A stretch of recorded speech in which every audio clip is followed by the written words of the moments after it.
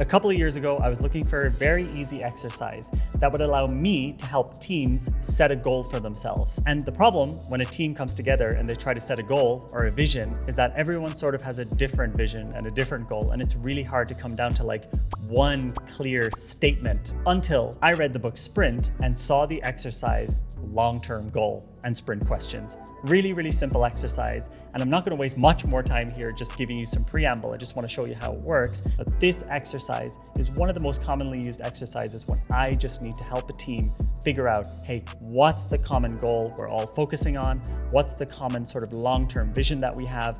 This is a really simple exercise, mini workshop that you can run with your team. Now, in a couple of seconds, you're going to notice that I look pretty different. And that's because we're taking this clip from our program, Workshopper Master, which is our highest level online coaching program for facilitators and workshop designers. And I've got different hair. It's a whole thing, but I hope you enjoy it anyway and don't get too distracted by how different I look. Enjoy.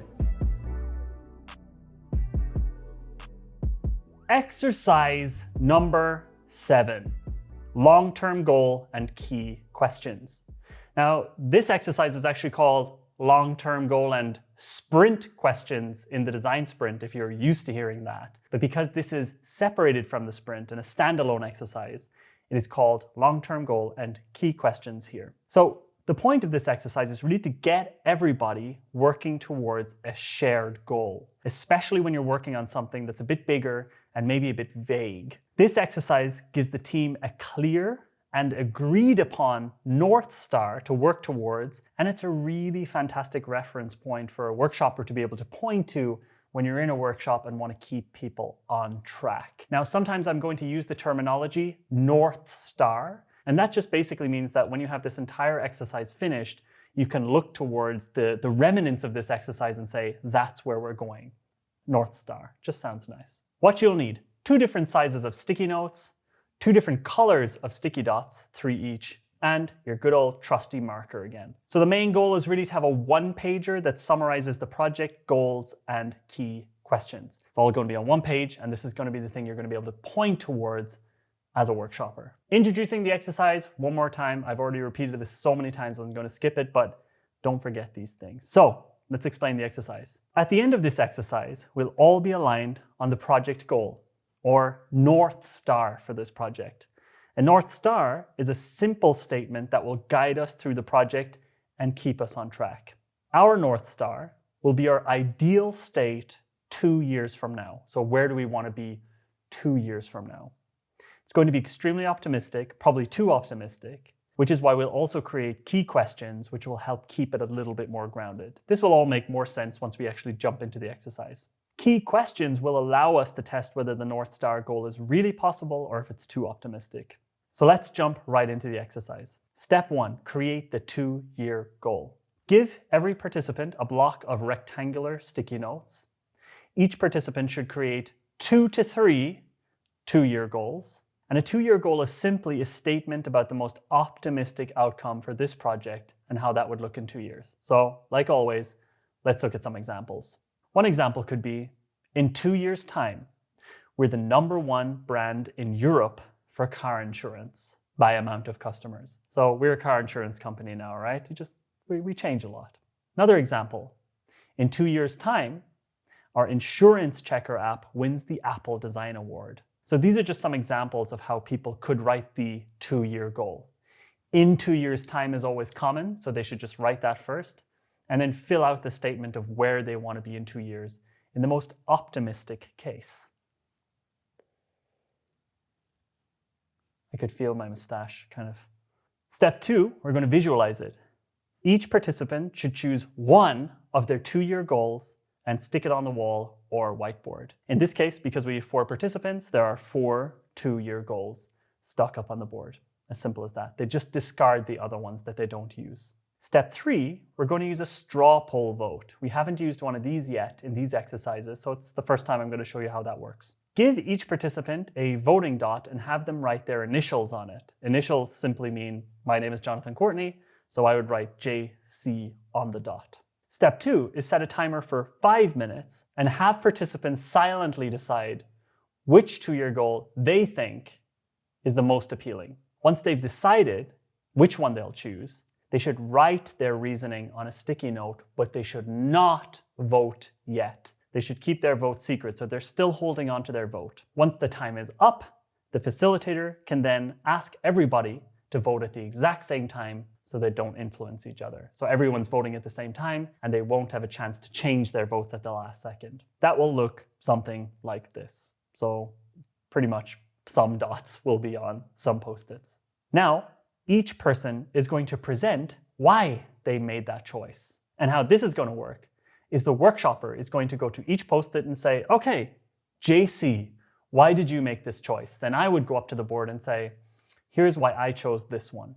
I'm basically presenting to the group why I made that choice. And it's essentially just sequencing the conversation, so it's not just a big open conversation. The workshopper also needs to make sure that the participants don't ramble. They should just read what's on their sticky note. I chose this because I think it represents where we want to go, and I think this will make us the most competitive, whatever. So I'm just telling the group why I chose this long-term goal. Step 5, the decider vote. Now, as you remember from the workshop building blocks, there's always a decider in every workshop.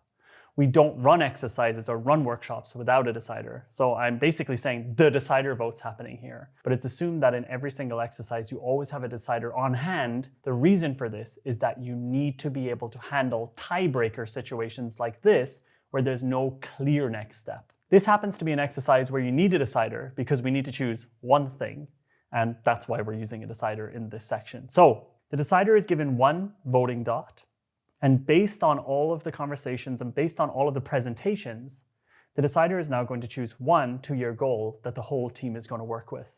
They can also choose to take one or more of these sticky notes and bring them together if they can form a nice sentence out of it. But basically, they really just have one vote for, I want this to be the main one, and maybe I'll take one little bit or one tiny little sentence from this other one. But the idea is that the decider now needs to choose, this is the 2-year goal. I've heard the presentations, I've seen the options, but this is the 2-year goal. And that's really what the decider is doing. And by the end of that, you're going to have one clearly written 2-year goal that the whole team is going to be essentially aligned on, even if they don't all 100% agree on the wording. Now that we have our 2-year goal, long-term goal, whatever you want to call it, we focus on this 2-year sort of vision. Now we can create our can we questions, or the key questions. How this is going to work, and I'll show you examples in a second, is that we're going to be asking participants to write what could stop the team from reaching this 2-year goal. And they're going to be rephrasing those problems and challenges as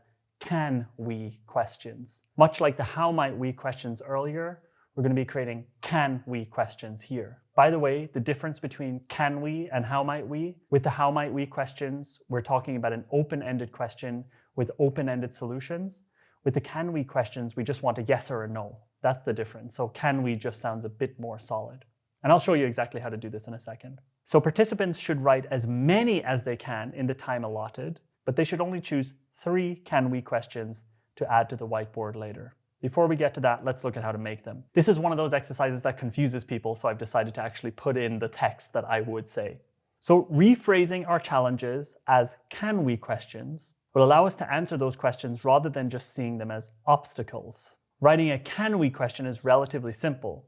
Just think of a challenge or obstacle to hitting that 2-year goal that we have, then rephrase it as a question. Let's just say one of the challenges that I can think of is, if people only ever use our app when they buy a new car, it can never really become an important part of their lives. So I'm thinking, if they just use this thing once every 3 years, then how is this going to become an important and useful product? So the can we for that, how I would rephrase it would be, can we create an app that people want to use weekly or daily? So I'm just changing my concern and my issue into a question that we could use for user testing, for prototyping, but basically just making it into something useful. And here's another example. I don't think we have the right team for creating a market-leading digital product because we've never done that before. So my concern is, how are we going to make this amazing product even though we're not really a product company? So the can we question would be, can we build a world-class product team? So that would be the can we question that I would write. So these are examples that I would present to the group before actually doing that exercise. And once I've explained that, they then basically have to write as many can we questions as they can within 8 minutes and choose 3 that they'd like to bring forward and stick on the whiteboard. And that's basically the next step, is to stick all of those can we questions on the whiteboard once they're ready, once the 8 minutes are up. As always, once we've got some stuff up on the board, we're now going to vote. In this case, we're going to give every participant, but not the decider. So everyone besides the decider will now get 3 voting dots, and they should choose which can we questions they feel must be addressed if they are to reach this optimistic 2-year goal. Which things do we really need to answer if we really want to hit this goal? What are some of the real problems? What are some of the real challenges? Again, they can vote any way they like, and it's very subjective to the individuals. And here's how that looks, as always, voting dots on sticky notes. In step 7, we go to another decider vote. So rather than revisualizing and reordering the sticky notes as we usually would, we're now going to ask the decider to choose 1 can we question that we absolutely need to address. And that's from the decider's perspective. So the decider is given 1 sticky dot, and they add that to 1 can we question that they feel absolutely must be addressed. And this can we question is going to make it into the final selection, even if it didn't have any votes before. So basically, this decider is getting a super vote that's overriding other can we questions. The reason for this is that the decider is usually the person who knows the most about the project, and we just want to give them a final chance to filter through everything and have the chance to vote something up that maybe wasn't going to get voted up. Oftentimes, though, they vote on something that was already highly voted. So here we go. The decider, for example, has voted on something that just had 2 dots, even though some other things had 4 dots. And so when we revisualize it, we're just taking the top 3 can we questions, and the can we question with the decider vote makes it in, even though it didn't have the highest amount of votes overall. That's just a technicality. The main point here is that we now have a long-term goal, 2-year goal, and we have 3 questions that we need to be reminding ourselves, hey, are we really able to do these things? Are we on the right track? The can we questions can just really help us to ground ourselves and make sure we're asking and answering the real questions on the project. So the final step is really just for the workshopper to take all of the information on the board and turn that into a 1-pager. We often use this magic paper, flip chart paper, and just basically rewrite everything out. And that just looks like this. So in 2 years, Auto Insure is the #1 car insurance app in the Apple Store. And the can we questions are, can we find a way to get people to use our app more than once per year? Can we build a team that can create award-winning digital products? And finally, can we create something that's meaningfully better than our competitor, Car City X? And that's essentially it. What you have on this one piece of paper is pretty much a North Star for the team to work towards.